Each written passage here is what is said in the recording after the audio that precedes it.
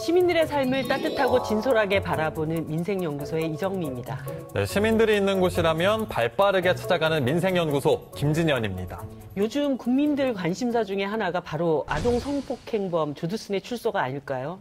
이제 조두순 출소가 80여일밖에 남지 않았습니다. 맞습니다. 조두순은 오는 12월 13일에 출소 예정인데요. 출소하면 원래 살던 경기도 안산시로 돌아가겠다고 밝히면서 이 안산시 주민들이 불안을 호소하고 있습니다. 시민의 한 사람으로서 저 역시 출소 이후에 또다시 범행을 저지르지는 않을까. 이것이 예방되지 않으면 어떻게 하나.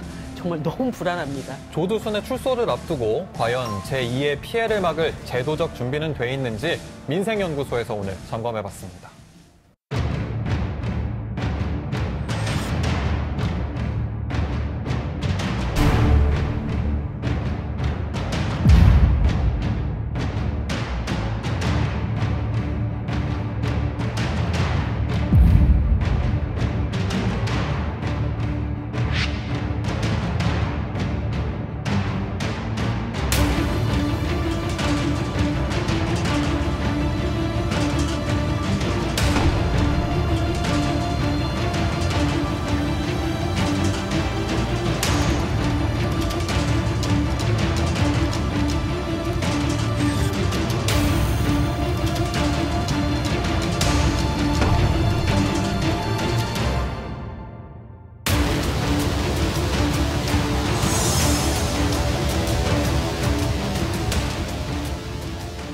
피해 아동이었던 나영이는 조두순에게 납치 10년, 폭행 20년, 유기 10년, 평생장애 20년, 총 60년의 형량을 원했다고 합니다.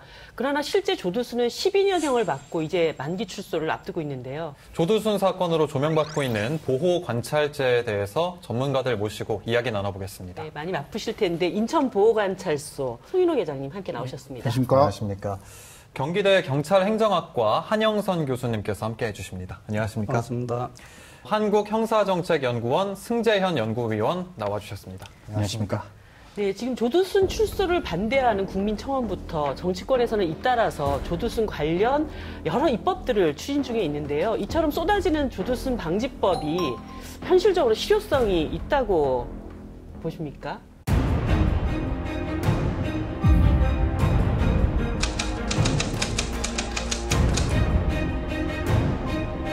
기본적으로 조두순 방지법이 기존에 있던 보호관찰 제도와는 완전히 다른 제도가 되어 있습니다.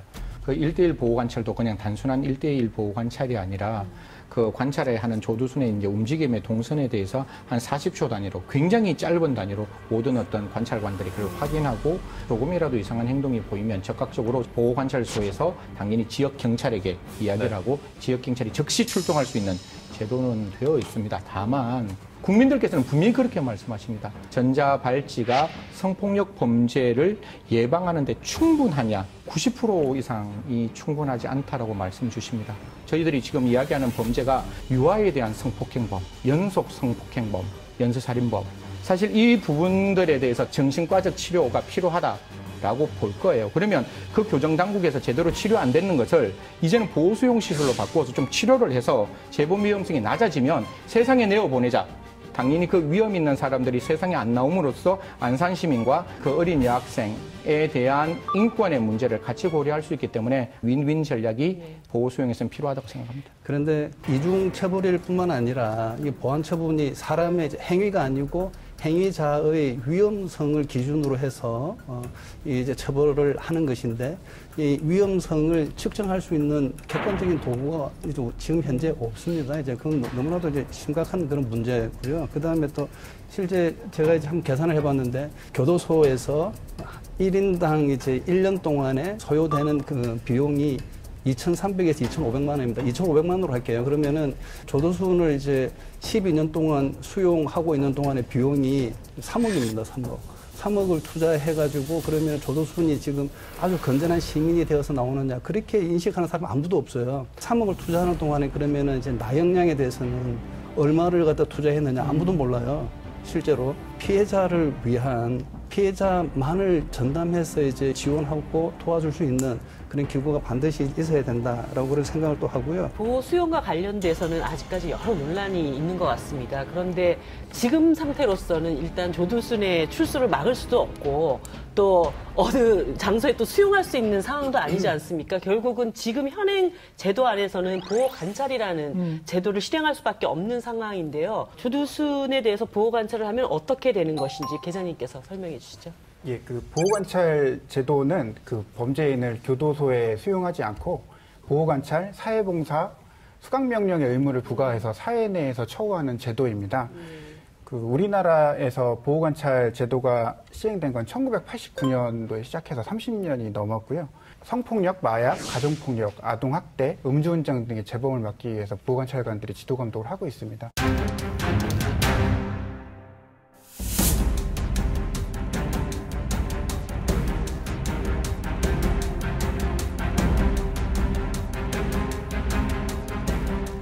이 조두순은 출소 후에 이제 전자발찌를 7년 동안 착용해야 하는 보호관찰 대상자가 되는 건데 이 계장님도 지금 인천 보호관찰소에서 근무를 하고 계시지 않습니까? 몇 명의 지금 대상자들을 관리하고 있나요, 평균적으로? 지금 현재 전국에 전자장치를 부착한 대상자는 3,480명 정도고 네. 보호관찰관 분들은 237명 정도라서 1인당 14.7명 정도 담당을 하고 있습니다.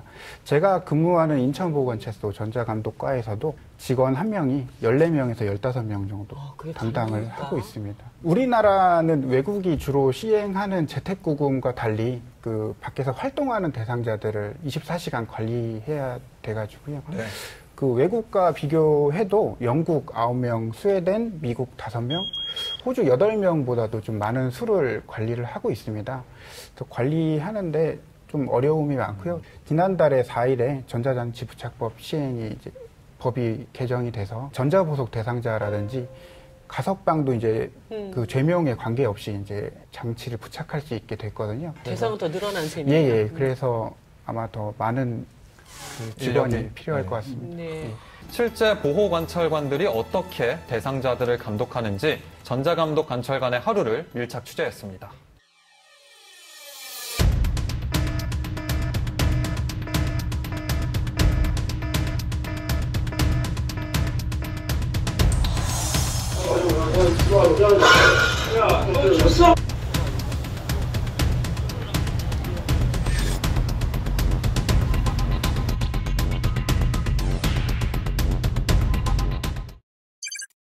홍인호 계장님께서 일하고 계시는 인천 보호관찰소 주소입니다. 맞습니다.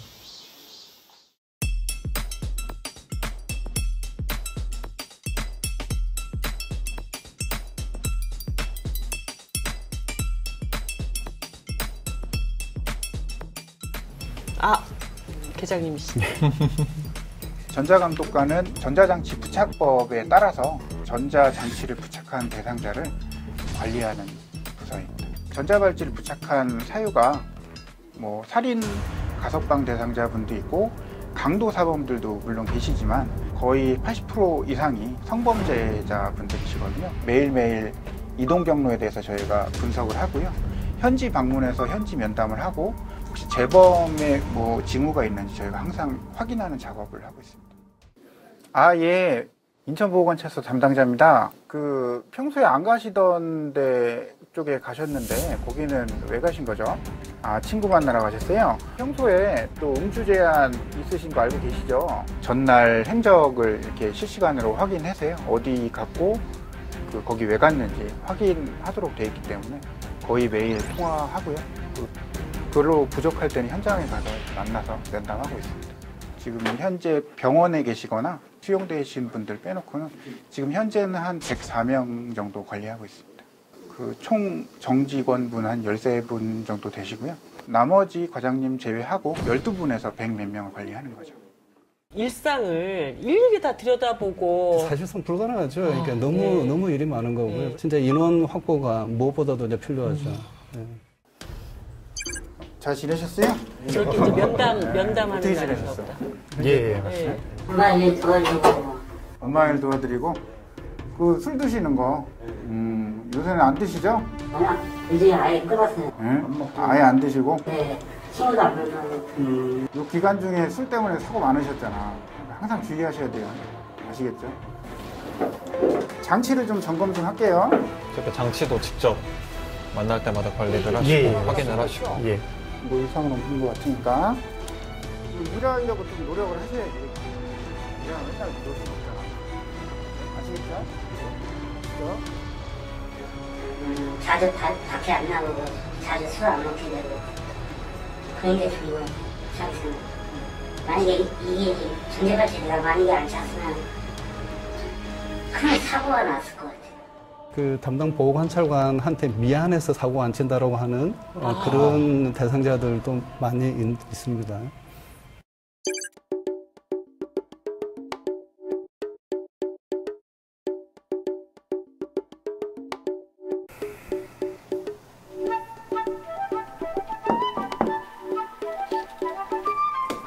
안녕하십니까. 또 제가 직접 다녀왔습니다. 아, 전자감독 상황실. 아나운서 김진현이라고 합니다. 아, 예, 네. 전자 송일홍 기자입니다. 네. 전자감독과는 어떤 예. 일을 하는 곳인가요? 저녁 6시 이후에 그 아침 9시까지 근무하는 그 야간 심야 시간 범죄 예방을 위해서 근무하는 범죄 예방팀 사무실입니다. 아, 밤골 새는 거예요? 예, 그렇죠. 예. 너무 힘든 일이에요. 너무 힘든 일이다, 야간 근로. 여기 테이블 위에 예. 전자발찌군요. 네. 예, 맞습니다. 저도 예. 전자발찌 주변에서 볼 일이 쉽지 않으니까 저 때 처음 봤는데 이정미 진행자께서 혹시 보신 적 처음 있으세요? 봤어요. 예. 저는 제가 아는 전자발찌는 예. 계속 차고 있어야 된다고 생각했는데 예, 이 맞습니다. 기기를 보니까 이렇게 풀었다가 찼다가 할 수 있는 건가요? 이거를 임의로 장치를 부착한 대상자가 풀렀을 경우에는 네. 훼손 경보가 울리기 때문에 그분한테는 7년 이하의 징역에 해당하는 그 처벌 법률이 있습니다. 처벌이 가중되네요. 예, 그렇죠. 저 안 풀어주면 어떡하지? 안 풀어드리려고. 네. 계장님도 9년 동안 일하면서 한 번도 안 차봤다고 하셨는데 제가 또 그렇죠. 차고 왔네요. 예. 그렇게 되는. 그래도 사실 티가 많이 나네요, 굉장히.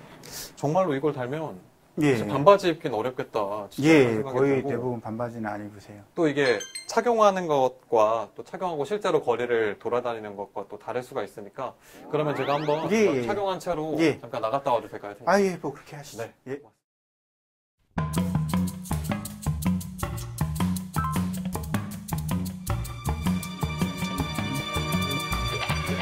어때요? 걸을 때 불편함은 많이 안 느껴져요? 그것보다도 우선 주변 시선이나 이런 것들이 더 많이 신경이 그러게. 쓰이더라고요. 제가 긴 바지를 입고 있는데도 어, 되게 위축되는 심리적으로. 좀 부착했더니 좀 어떠세요? 횡단보도를 기다리면서도 옆에 네. 분들이 지금 내 다리를 보고 있는 거 아닌가 약간 신경이 쓰이고 네. 괜히 위축되고 그러더라고요. 네. 그리고 잘 보일 것 같지는 않은데도 제가 자꾸 바지를 내리게 되고 주 목적이 대상자의 이제 심리적 압박이 주 목적이거든요. 그래서 네. 이 제도가 실질적으로는 상당히 효과가 있는 거는 맞습니다. 예. 그러니까요. 제가 10분밖에 촬영을 하지 않았는데도 이게 정말로 예. 빨리 올라가서 예. 뗐으면 좋겠고 예. 아, 바로 풀어주세요. 유쾌하지 않은 경험이었습니다. 예. 빨리 좀 올라가서 풀어주세요. 예. 그렇게 현장 지도를 나갔을 때 반갑게 맞아주지는 않을 것 같다는 생각이 저는 들거든요. 뭐 예를 들어 저희가 어떻게 대상자를 만나러 갔는데 대상자가 음주 중인 친구들이 나와서 저희한테 뭐 하는 사람이냐 이런 식으로 저희를 둘러싼 적도 있었어요. 사람인지라 좀 무서운 감정도 느끼고 그런 부분 조금 힘들게 있었어요. 보통 담당자별로 본인 휴대폰을 알려주기도 하지만 그런 휴대폰을 하거나 하면은 가치나 이런 게 공유가 돼서 막 저희 가족 사진을 보는 경우도 있고 그런 것도 있겠다, 진짜. 네, 맞습니다. 심적으로 조금 위축이 되거나. 네, 만약에 자녀 사진이 카톡에 있는 경우에는 따님 이쁘시네요 막 이런 소리를 듣고 상당히 조금 좀 섬찟한 기분이 들었다는 그런 불안하고 직원, 네, 그런 직원분들이 좀 진짜 위험하고 네. 또 고생스럽고 또 알아봐주는 사람 없고 이게 또 사건이 발생하면 모든 책임을 이제 비난을 같이 이렇게 지게 되니까 그러니까요.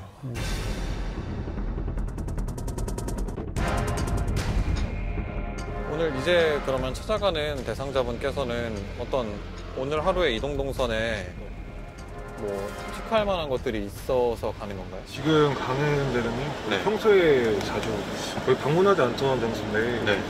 방문한 기록이 있어가지고 그 평소에 가지 않았던 장소를 방문했다는 거는 뭔가 개인적으로 뭐가 변동이 있어서 방문한 거고 뭐 심경의 변화가 있을 수 그죠. 있다. 네, 과거에 뭐 만났던 불량교를 만나는 가능성도 있고요.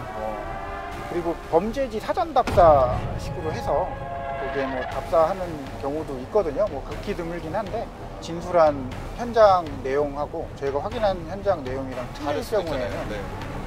상당히 조금 의심스러운 상황이거든요. 왜 아닌데 네. 그런 식으로 대답을 했냐 이런 식으로 해서 심리적으로 좀 압박을 더 주는 거죠. 네.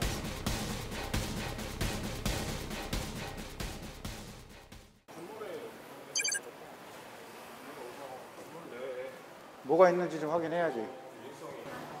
PC방 온 것 같다. 그지? 아, 2시간 있었다고 2시간 하더라고요. 정도 이렇게 네. 머무른 걸로 봐서는 PC방에 잠깐 방문한 것 같아요. 아니면은 뭐 커피숍이나 이런 게 있으니까 지인을 만나러 갑자기 왔을 수도 있을 것 같아요. 정보에는 술집도 없고요. 일단 특별한 문제가 되는 장소가 없는 것 같은데 이것도 찍어야 돼요. 평소에 PC방을 되게 자주 가는 사람이라 PC방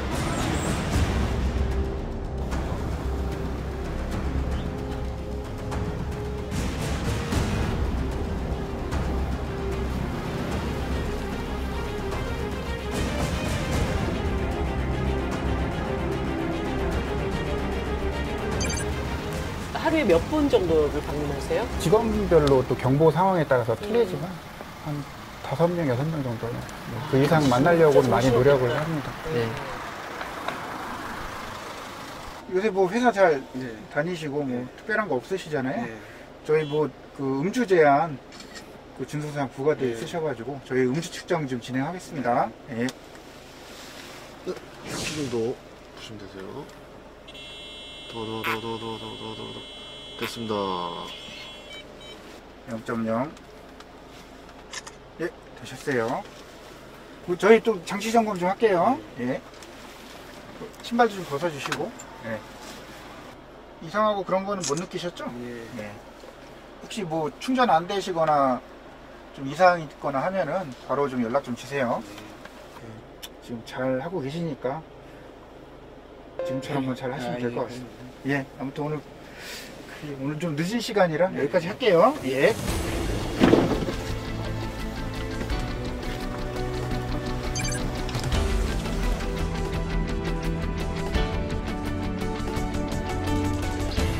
네, 우리가 보호관찰관들의 긴 하루를 잠깐 편집해서 본 거잖아요. 정말 너무 고생이 많으실 것 같아요.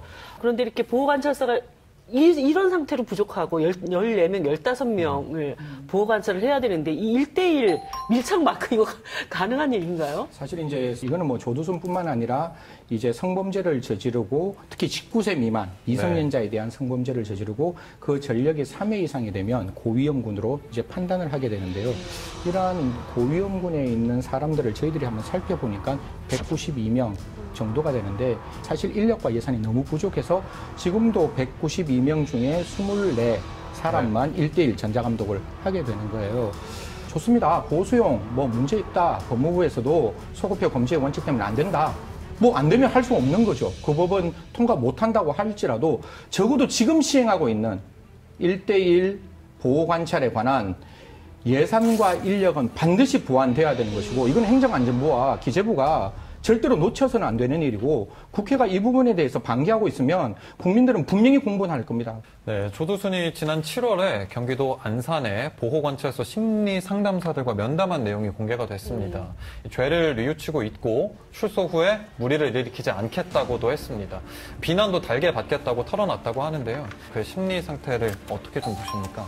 조두순 같은 경우에는 이제 전형적인 반사회적 인격 장애자예요. 그 사건 내용도 이제 보니까 새벽까지 음주를 하고 또 이제 포르노를 시청한 상태에서 이제 그 성적인 그런 충동이 이렇게 그걸 된 상태에서 이제 대상자를 찾아서 이렇게 돌아다니다가 이렇게 사건을 일으킨 거잖아요. 이제 이런 사람이 심리치료로 변화된다? 제가 이제 다른 이제 정신과 전문의에게도 몇 번 물어봤어요.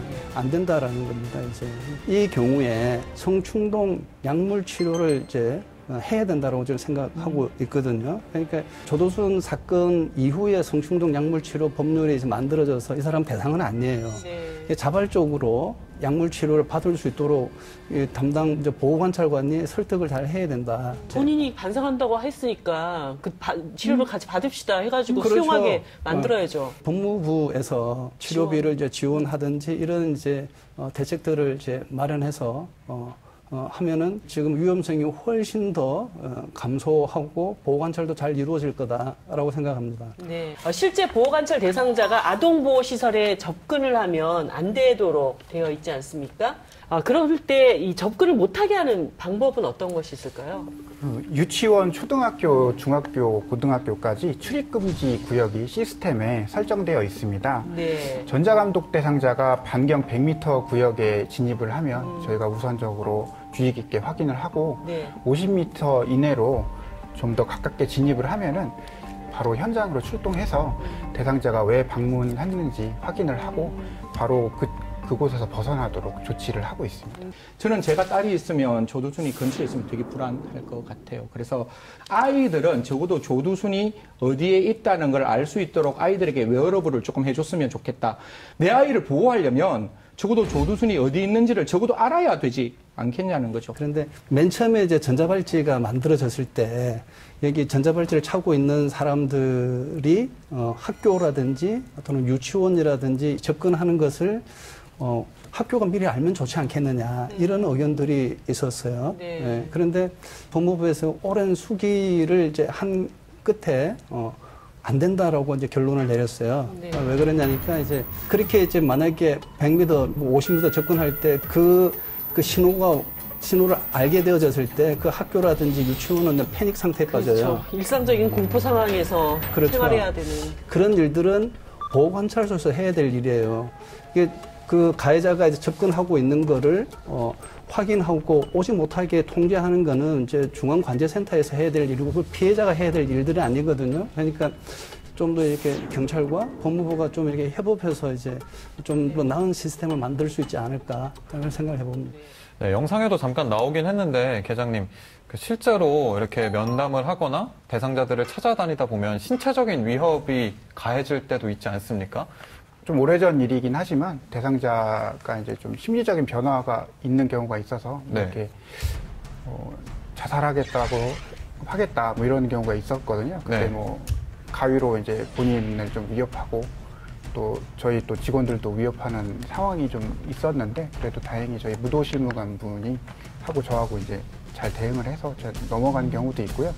저희 경우도가 아니더라도 전국에 뭐 칼로도 이렇게 위협을 많이 받으시고 실제로 폭행당하시는 보호관찰관 분들도 있거든요.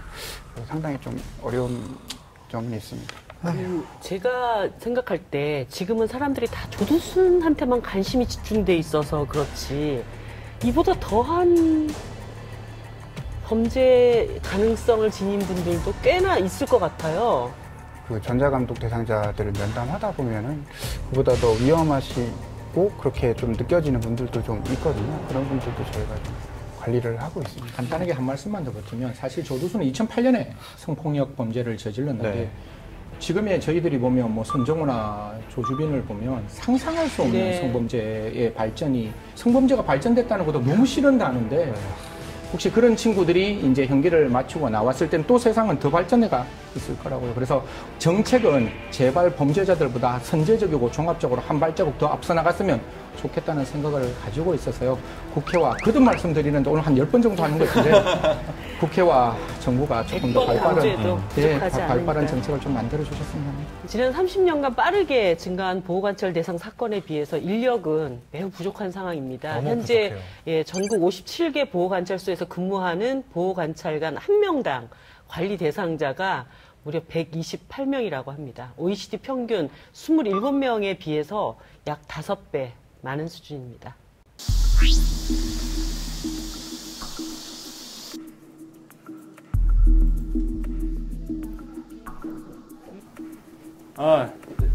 별일 없었지? 그동안. 아.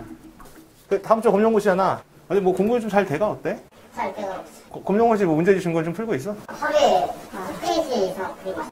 수학, 과학 빼고 나머지는 한 단원당 3문제랑 풀고. 문제집 얼마나 풀었는지 숙제 검사하시고. 아이고야. 교제하지 말고 내가 너를 눈물을 머금고 수갑을 채워서 성형을 집어넣긴 했지만 나온 다음에는 진짜 나이대 어울리는 생활을 하고 있다고 생각해. 진짜 얼마 안 남았다. 한 2주 남았네. 잘 맞춰주는 걸로 하고. 내일 거면 내일 아침 9시에 와.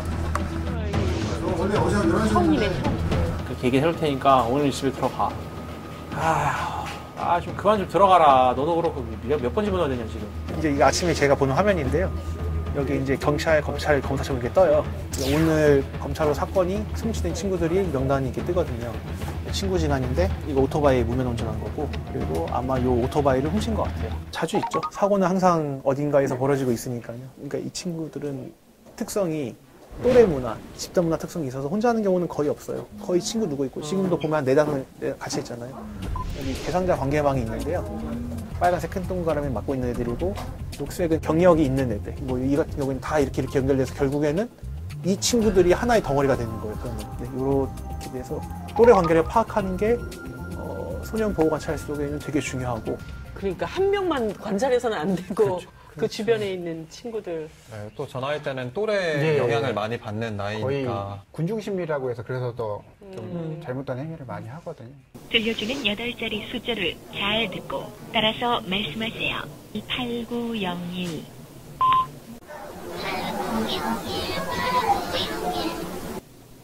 저희가 경고는 3번 이상 나가면은 어떠한 조치를 공식적으로 취해야 돼요. 법원으로부터 영장을 받아, 구인장을 받아가지고 구인장 집행해서 위반 사유에 대해서 강제로 조사할 수도 있고.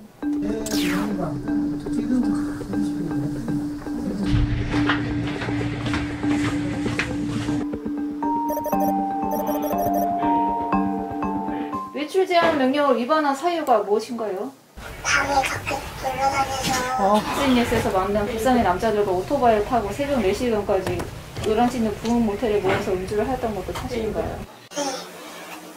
담당자가 지속적으로 공범 등 불량 교우들과 어울리지 말 것을 교육했나요? 안 했나요? 했는데 왜 그 지도에 수정하지 않았죠? 재범한 사실이 있나요? 그리고 또 있는데? 네가 생각했을 때 네가 지금 무죄니? 아니지. 지금 위반율이 44%야. 나 심사원에 이따 가겠구나 생각하고 있습니다.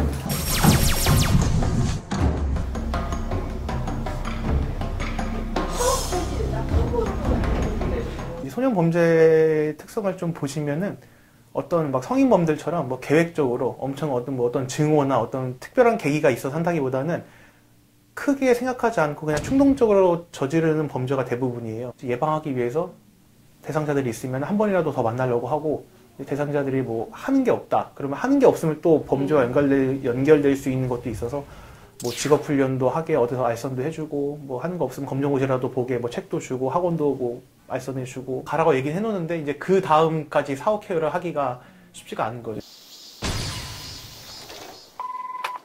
감사합니다. 인천보호관찰소 유재상입니다. 그럼 오전에 올 수 있어요?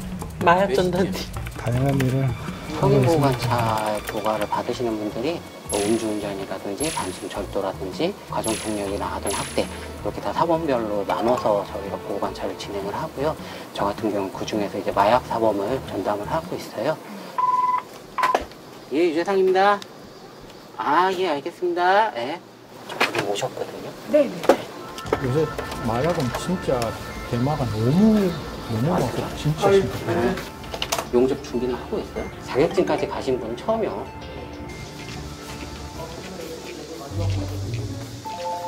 그래야 빨리 집에 가요. 그래야 빨리 집에 가.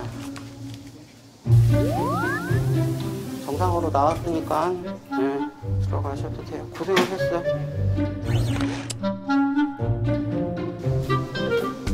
저희가 그 면담을 한 다음에 시약 검사를 할 때 저희 대상자가 이쪽에서 소변을 보는 걸 종이컵에 받고 제가 여기 옆에 서서 실제로 이 사람의 소변인지를 확인을 하거든요. 그래가지고 다른 사람 소변을 대신 받아올 수도 있고, 원래 자기 소변, 마약하기 전 소변을 이런 몸에다가 숨겨갖고 와서 저희가 확인 안 할 경우에는 종이컵에 따를 수가 있어요. 실제로 그런 경우가 네, 실제로 있었어요. 저희 소에서도 작년에 그런 경우가 있었는데, 대상자가 소변이 안 나온다고, 그럴 경우에는 이제 나올 때까지 대기를 하시고 다시 오셔서 소변을 이제 검사를 하거든요. 근데 다시 오셨을 때 이제 소변을 본인이 종이컵에 들고 오셨어요.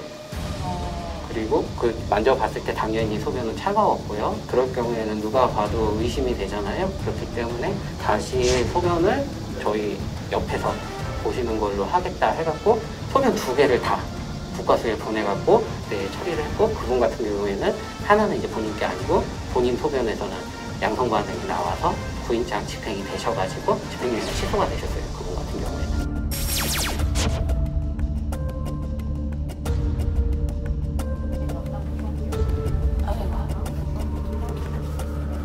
혼자서 담당하시는 민원수가 총 몇 분인가요? 저 이제 제가 담당하는 마약사 보면 80명이고요. 근데 저는 조금 적은 명이? 편이고. 예. 80명, 하루에 한 명씩 태워야도 그래요? 달 걸리는데. 그마저도 적은 편이라고 하시는데. 그러니까 더럽지? 표시가 이거. 이름은 안 나온대요. 이게 분이 150건 정도, 네, 150건 정도 담당. 아이고야. 160건 담당. 160. 그러니까 제가 담당하던 카드를 이분들이 더 추가로 해서 하시는 거여가지고 더 늘어났죠. 고위험군은 이제 뭐 마약, 가정폭력, 뭐 이제 이런 게 있잖아요. 재범의 가능성이 높거나 위험 인자가 높다고 볼 수 있죠. 저쪽 팀은 더 자주 가봐야 되고 또 자주 만나야 되고. 이제 조금 덜 만나는 대신에 더 많은 사람들을 보고. 근데 또 1인당 이만큼 되죠. 너무 많은 거 아닌가요? 죽을 것 같아요.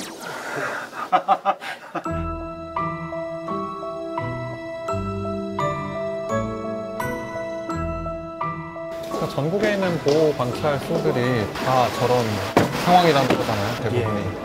관찰관님 죽을 것 같아요. 한 7명에서 10명 정도 가거든요. 그 마약사건 같은 경우에는 염색을 한다든지 탈색하는 경우에는 약간 그 모바일 검사를 대비해서 그렇게 했을 수도 있다고 저희가 추정을 하거든요. 그럴 경우에는 저희가 검사를 확인하는 게 좀 더 자주 하거나 정밀 검사를 의뢰해서 투약 여부를 또 확인을 하죠.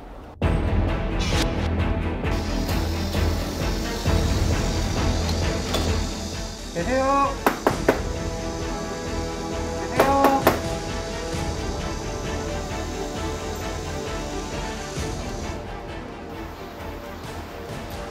예, 나예요. 저기 청주요? 나 여기 집에 왔었다고. 네, 알겠어요. 고생하시고. 나왔어. 옷 입고 있어. 네, 저 왔어요. 여봐야겠어. 이제는 막 이상하진 않아요. 평소는 막 나갔다가 들어갔다 오고 막 길거리 막 집 구경에서 픽 쓰러진 것 같아요. 약은 잘 먹어요, 요새? 약도 잘 안 먹어요. 약 잘 먹으라니까요. 야. 아시면만 안 먹어요. 정신약도 안 먹는다면서요. 정신약은 어디 있어요? 약을 잘 먹어야 돼, 근데. 내가 하도 통화 많이 해서 전화 오면 약을 먹었는지 안 먹었는지를 알아. 네, 속 안 꺼요. 목소리만 들으면 알아. 오늘은 먹었네요. 저 병을 막 돌아다녔어요. 약 좀 타라고. 본인이 생각했을 때 이상하면은 한 번씩 가고 상담을 받아보라고요, 거기서. 그게 좋아. 이상한 거 있으면 전화하고. 몇 년 했냐면서요? 아니, 됐어. 그런 건 안 먹어. 맨날 내가 주면 다 안 먹어. 원래 딴 데 가도 다 안 먹어. 우리는 다 먹지 말라고 돼 있어. 왜 먹는 것들이? 내가 사주는 거 그냥 먹어, 그럼. 다음에 사줄게, 다음에. 알겠어. 나 갈게, 이제. 감사합니다. 일 있으시면은 사모님이 나한테. 내가 얘기했어요. 그러니까 나 막 이거 하면 신고하라고 막 얘기했어요. 이걸 하면은 신고해버려. 그래서 얘기했어요. 항상 얘기를 해주세요. 한 번씩 또 올 거니까. 옷 입고 있어. 옷 입고 있어. 자꾸 빨아먹고 있지 말고. 알겠어. 갈게요. 네, 사모님 감사합니다. 고맙습니다. 정신과 특별준수상 붙은 애들이 잘 봐야 돼요, 진짜. 우선 지금 센터 가고 있는데, 있으면 가서 좀 상황 한번 보도록 하겠습니다. 네. 지금 가려는 애가 또 싸웠네요. 센터에서 지금 또 중학생이 때려가지고 지금 위탁을 못할 것 같다고. 큰일이다. 근데 얘는 집에 가면 큰일 나는데. 원래 그 센터가 최대한 9개월까지만 애들을 이제 데리고 있고, 그 다음에는 뭐 가정으로 복귀시키든지 아니면 다른 뭐 보육원이라든지 이쪽으로 보내는 뭐 이런 형식으로 운영이 되고 있었는데, 얘는 지금 9개월이 넘었거든요. 넘었는데 집에 가면은 얘는 되게 안 좋아져요, 상황이. 집에 가면 지금 정신과 약을 먹고 있는 아이인데 집에서는 약 복약 지도도 거의 안 되고 있고, 네, 어머니가 거의 애들을 방치하다시피 하셔가지고 이제 이쪽 센터에 들어와서 생활을 하게 되는 건데,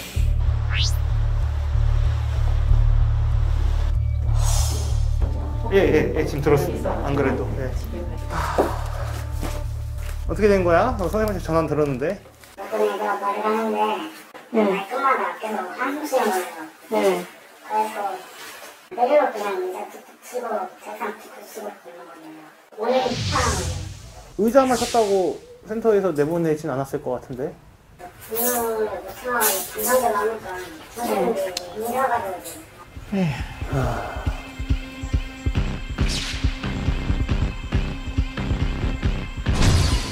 분노의 원인. 이 어머니 너무 무책임해요. 저희가 볼 때는 이거는 거의 아동 학대인 거죠.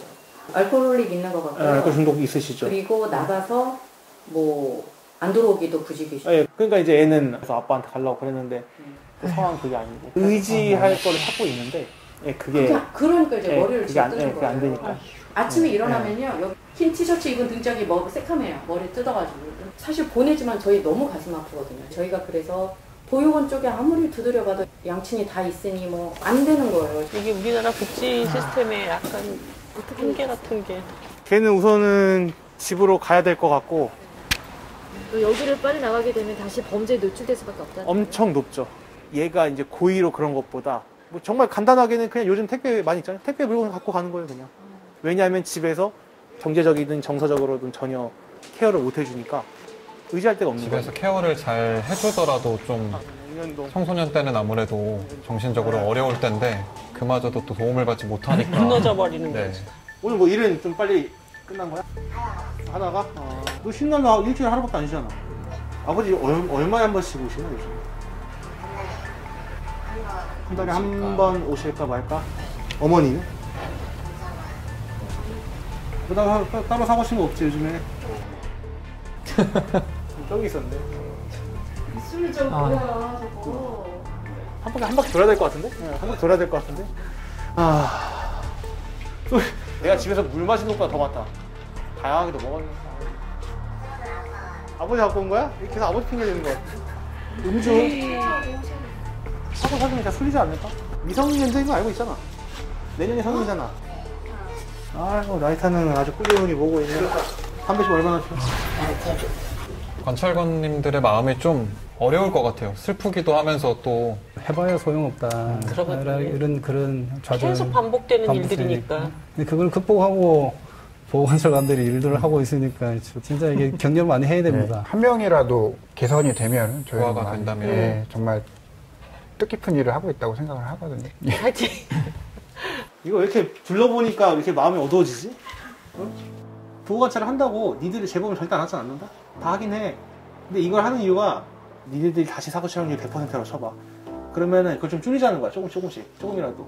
내가 한 번 더 왔을 때 한 5% 줄고, 한 번 더 전화했을 때 또 5% 줄고, 너를 이렇게 데리고 관리 감독하는, 지도를 하는 보호관찰소가 있고 선생님이 있다는 걸 계속 얘기를 해주는 거지.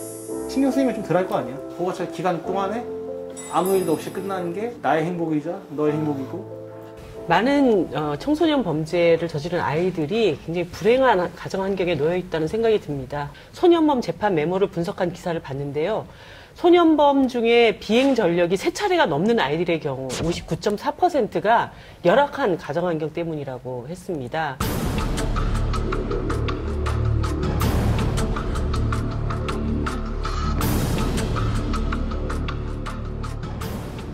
아동 학대 예방 사업이 2001년도부터 이제 시작이 됐는데 그때부터 단 한 번도 감소한 적이 없어요. 2001년부터 2017년까지 사망한 아동이 216명이나 됩니다.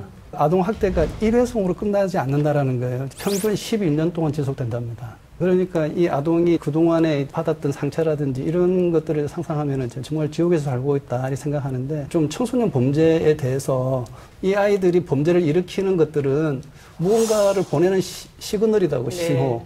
나를 좀 도와주세요라고 하는 신호. 가정에서 버티지 못하고 나와서 가출해서 문제를 일으키는 아이들이 이렇게 많이 있는 거잖아요. 사실 이제 그거를 처벌한다고 문제가 해결되는 것이 아니니까 우리가 사회의 좀 그 복지 시스템이라든지 이런 부분들을 이제 같이 이제 보아야 된다. 네. 저도 사실은 이때까지 보호관찰제도라고 하면은 전자발찌 이것만 알고 있었거든요. 근데 이번 기회에 보호관찰관들이 마약 검사도 수시로 해야 되고, 또 자격증 시험 공부 제대로 하고 있나 숙제 검사도 해야 되고 하는 일이 너무나 많다라는 걸 알게 됐어요. 보통 보호관찰 대상자분들이 가족하고 지인하고 교류가 끊어진 분들도 많고요. 그 심리적인 지지하고 경제적인 지지가 좀 필요해서 보호관찰관들한테 많이 의지하는 편이거든요. 네. 이런 경우에는 저희가 좀 복지사 역할도 이렇게 병행을 하고 있습니다. 출장 가서도 보니까 집에 숟가락이 몇 개다 이것까지 다 알고 있으실 정도로 정말 시시콜콜한 것들을 다 알고 계시더라고요.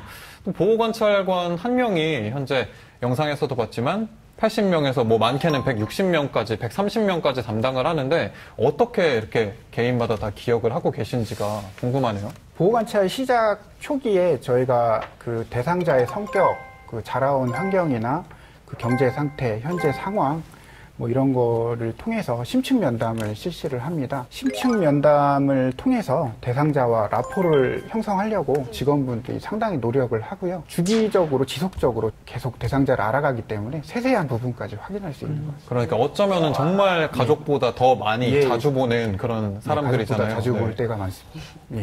네, 보호관찰 제도는 범죄인을 교도소에 구금하는 것보다 사회생활을 하면서 다시 재범하지 않도록 교화하는 데 그 목적이 있는데요. 이들이 사회로 돌아갈 수 있도록 범죄 예방, 교육과 사회봉사 명령이 주어지고 있습니다.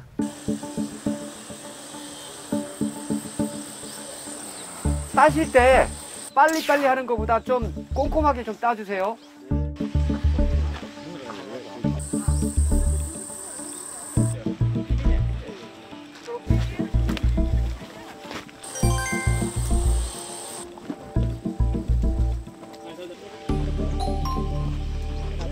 농가 대표께 이제 설명을 저희들이 할 일을 설명을 받으면 저희 인원들을 투입을 해서 진행을 하는데, 제가 이제 감독관으로서 이분들을 이제 관리를 해요. 안전사고가 나지 않게끔 이분들한테 이제 많이 주지를 시키고, 봉사 오신 분들끼리 분쟁이 나지 않도록 그런 식으로 이제 조절도 하고.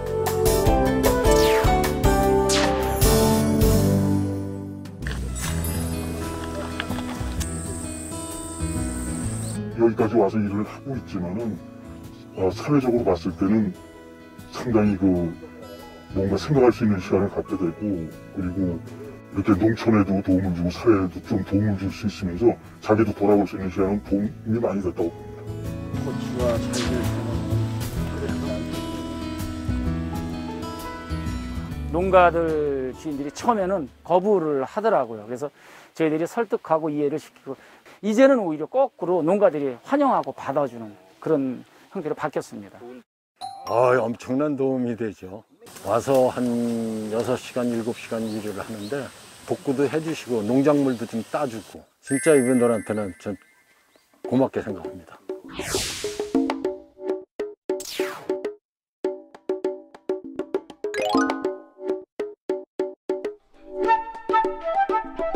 보호관찰 자체가 사회 내처라는 거 아시잖아요. 무조건적으로 교도소든 구금 생활을 하는 자체가 무조건 강점이다. 이거보다는 젊으신 분들이 이제 인용 현상이 있기 때문에 인력난을 이제 저희 인원들이 해소를 시켜주고, 또 이분들은 이렇게 농촌 현장에 땀을 흘리고, 그 다음에 국민공모제 같은 열악한 그런 환경, 이런 걸 봤을 때 재범 방지 효과나 또 하루빨리 사회 복귀에 촉진을 하도록 그렇게 주안점을 두고 있습니다. 네, 계장님, 그런데 실제로 봉사활동을 다녀오면 이 대상자들의 태도의 변화가 좀 있습니까? 실제로 봉사를 이제 하시고 진행하시다 보면은 도움받으시는 분들이 감사해하고 고마워하는 모습을 보면서 그 많이 좀 보람을 많이 느끼시고 그 스스로 복지시설이나 이렇게 찾아가서 자원봉사를 하시는 분들도 있습니다. 그래서 상당한 그 태도 변화가 있다고 생각합니다. 그렇다고 하시니까 정말 다행이네요. 오늘 민생연구소에서는 우리가 잘 몰랐던 보호관찰제도에 대해서 알아보는 시간을 가졌는데요. 이 보호관찰소에 대해서 오해를 하는 분들이 많아서 겪는 그런 애환도 많으시죠? 그 보호관찰소 하면은 그 전자감독 뭐 이렇게만 생각하시는 분들이 많은데 사회봉사 명령이라든지 수강 명령, 뭐 조사 업무 등 다양한 업무를 통해서 지역사회 범죄를 예방하고 있습니다. 실제로 저희 그 전자감독 담당하시는 분들은 24시간 범죄인을 계속 집중적으로 관리를 하고 있어서 많은 국민분들이 저희가 정말 열심히 일을 하거든요. 그런 부분을 좀 알아주셔서 그 국민분들에게 많은 기여를 하는 기관으로 좀 인식해 주셨으면 하는 바람입니다. 네, 분명 오늘 민생연구소를 보신 분들께서는 그런 이미지 변화가 있을 거라고 생각이 듭니다. 박사님, 보호관찰제도가 재범률을 낮추고 우리 사회를 이렇게 안정적으로 유지하는 데 꼭 필요한 그런 제도라고 보시죠? 굉장히 중요한 제도죠. 제가 사회를 보호한다는 것은 두 가지, 그 보호의 의미는 관심과 배려라고 생각하거든요.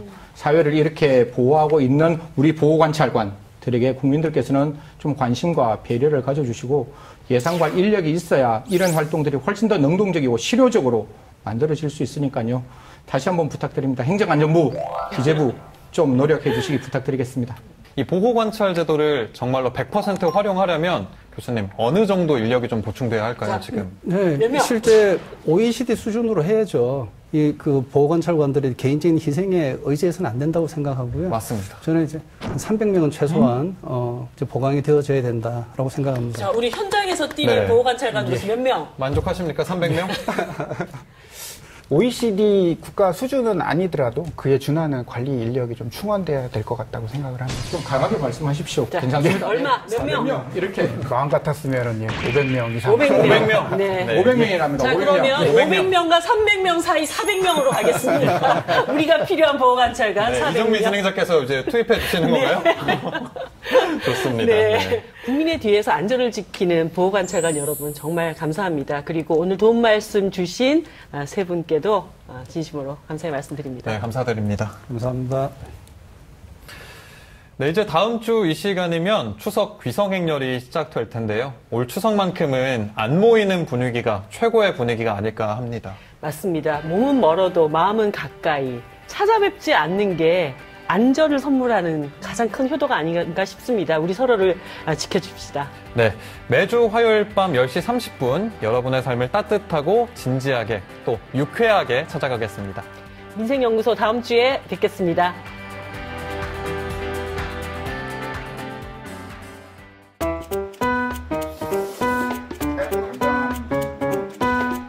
팀장님도 안 타보셨대요. 느낌 이상한데요? 아, 그런가요? 네. 이거 무겁네요. 갑자기 벗고 싶어요.